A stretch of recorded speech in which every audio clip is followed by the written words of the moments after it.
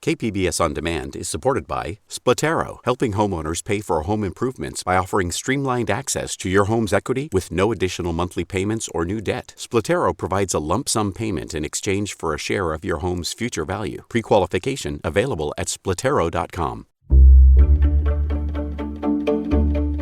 Good morning, I'm Annika Colbert. It's Monday, May 17th. What's the next step for integrating Marine boot camp? We'll have that next, just after the headlines.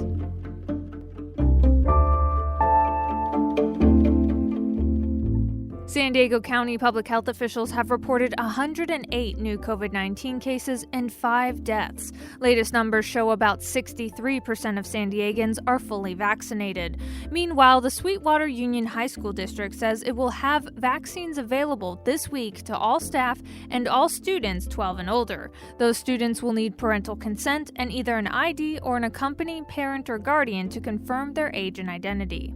The California Independent System Operator, which manages the state's energy network, has stepped up energy supply and energy storage capacity ahead of this summer in an effort to avoid rolling blackouts. Severin Borenstein is the head of the Energy Institute at UC Berkeley. He says rolling blackouts are unlikely, but could occur with intense heat waves. One difference this summer is the addition of batteries, which will allow the system operator to store electricity that was generated by solar operators during the day and to use it during times of peak demand. The May gray weather continues today. Low clouds and light rain are expected in coastal areas, the western valleys, and in the mountains. It'll be cool today with temperatures in the 60s, coastal and inland, high 80s in the desert. From KPBS, you're listening to San Diego News Now. Stay with me for more of the local news you need.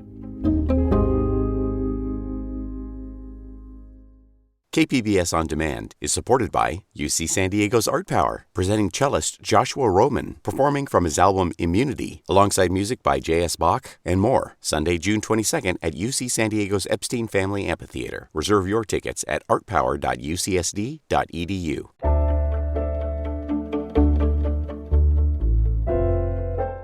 Now that one group of female Marines have graduated boot camp in San Diego, the Marine Corps is still under a congressional deadline to end gender segregation. KPBS military reporter Steve Walsh says the female recruits are moving faster than their leaders. It was history in the making. I was not expecting to cry this much.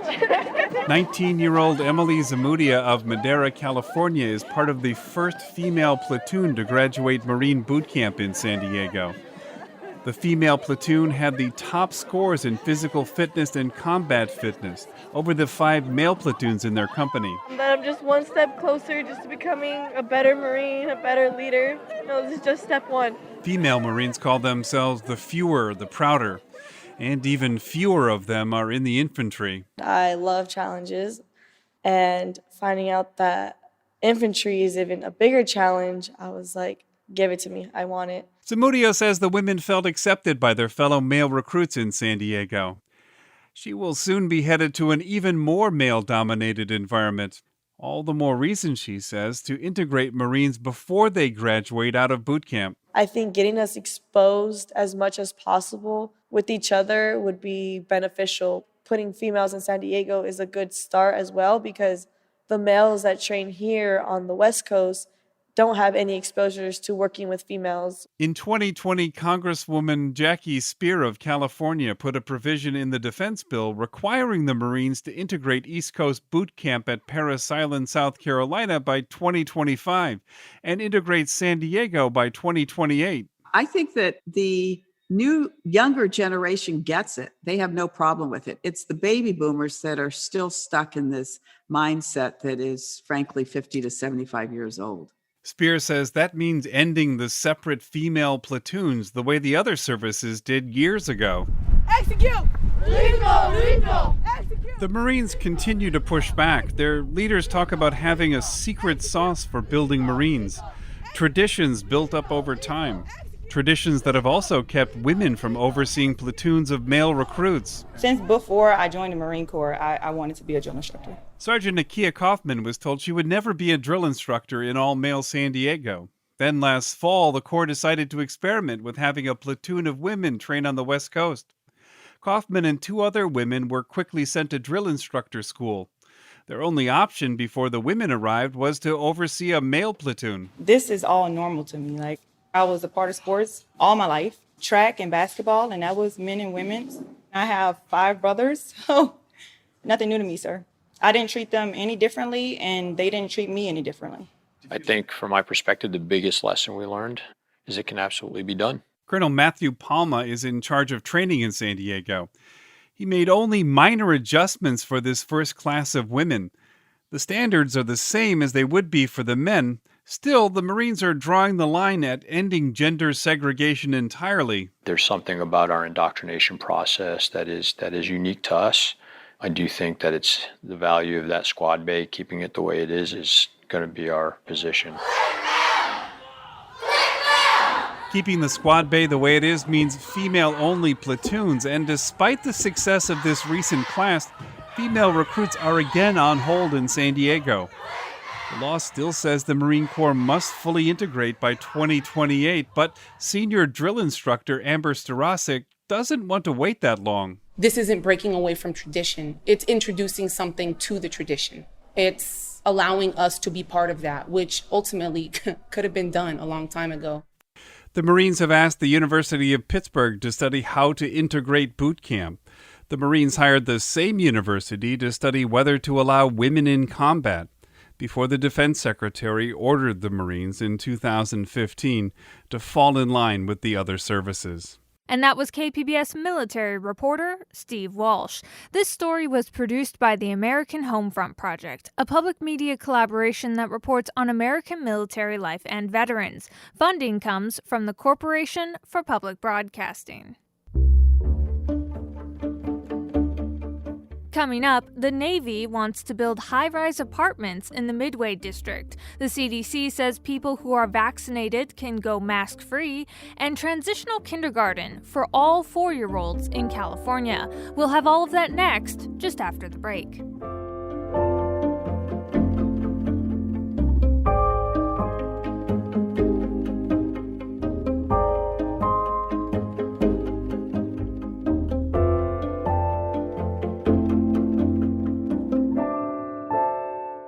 KPBS On Demand is supported by Latino Legacy Foundation, presenting their Storyteller series, Reach for the Stars with Ellen Ochoa, the first Latina astronaut. Welcome Serenade by the all-female mariachi Amapolas, Sunday, June 29th. More at latinolegacyfoundation.org.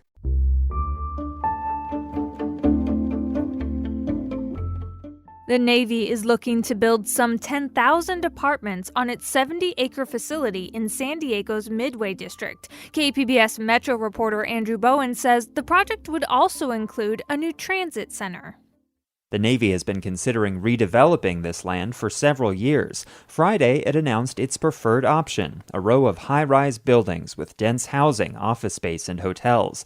Revenue from that private development would fund a new cybersecurity headquarters for the Navy.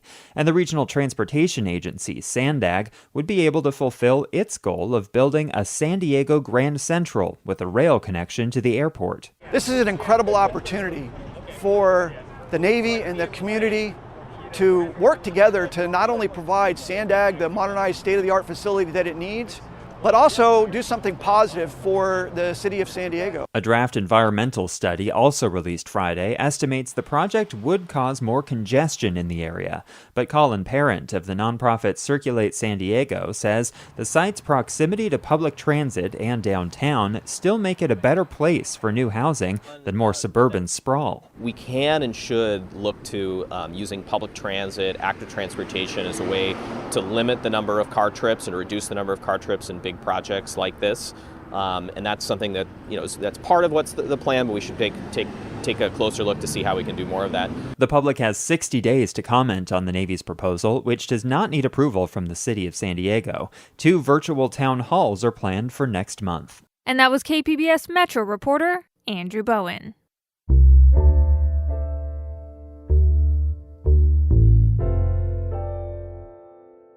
The The California mask mandate remains in place, but new CDC guidance says fully vaccinated people no longer have to wear a face mask. KPBS's Alexandra Rangel has more about what this means for San Diego. Yeah, it'd be much nicer to not have to wear a mask indoors as well. But I understand, that's a process that's going to take time. Austin Scott, an active gym member, says working out with a mask isn't an easy feat. And with an increase of people now inoculated, he believes the CDC is making the right move. But I do know we need to return to normalcy eventually.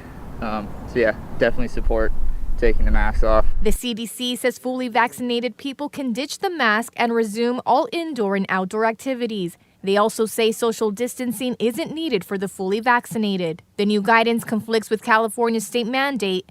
Just this week, Governor Gavin Newsom announced the masking mandate would remain in place until June 15. The California Department of Public Health says they're reviewing the CDC's recommendations, but the state's mandate takes precedence. And while some people can't wait to get rid of their mask collection, Isamara Duran says she's masking up regardless. I think it's too soon. I think they have to still wear the mask. Because even though if you have already the vaccine, you still have to wear the mask. Because you could get the coronavirus still. Tiffany Nguyen, a nail tech at Highland Nails in National City, says her nail salon isn't relaxing safety protocols anytime soon. We need everyone come my shop, wear the mask, and we wear the mask too. And we have the cover right here, protect for both of them. Nguyen says no mask, no service. However, Trader Joe's, Walmart, and Costco are the latest to ease masking requirements for locations where there are no state or masking mandates. San Diego County says they're waiting for the state health department's guidance before making any decisions. And that was KPBS's Alexandra Rangel.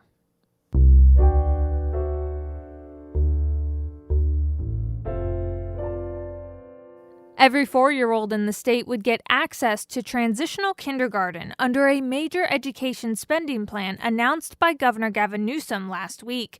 KQED's Vanessa Rancaño has more. Only about a third of young Californians can get in on the early kindergarten program right now.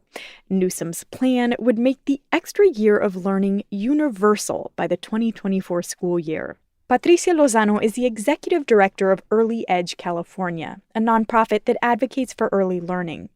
She says that extra year of school does more than just prepare kids for kindergarten. We know based on research that investing early will help kids to, graduate high school, get better jobs. As a bonus, she says there's evidence it could help get women back into the workforce.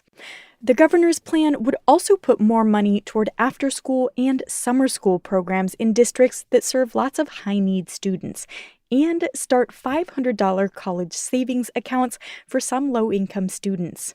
I'm so grateful for this privilege and opportunity to look at transforming public education in the state of California. It was transformed last year for all the wrong reasons. We're now going to transform it in the next 5 years for all the right reasons. The ambitious agenda is made possible by booming state tax revenue and federal COVID relief money. And that was KQED's Vanessa Rancaño.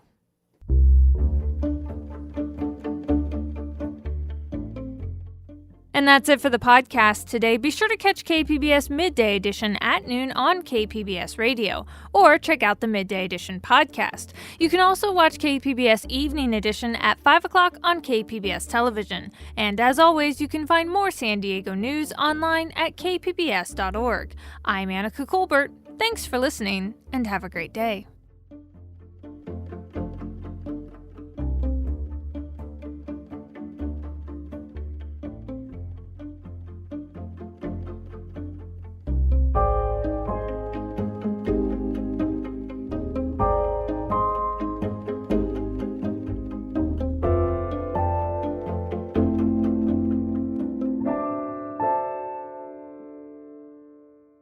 KPBS On Demand is supported by UC San Diego's Art Power, presenting cellist Joshua Roman, performing from his album Immunity, alongside music by J.S. Bach and more, Sunday, June 22nd at UC San Diego's Epstein Family Amphitheater. Reserve your tickets at artpower.ucsd.edu.